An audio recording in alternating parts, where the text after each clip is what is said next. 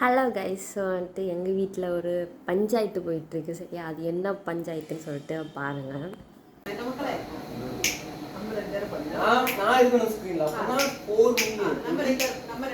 ஏன்னா மூக்கு புடப்பா இருந்தா சில நேரத்துல இப்படி எல்லாம் யோசிக்க தோணும் கொஞ்சம்.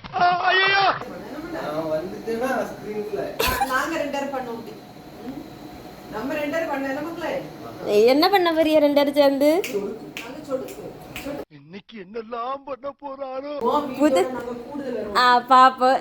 புதுசு ஐடியா ஓபன் பண்ண போறாங்களாம் கைஸ்.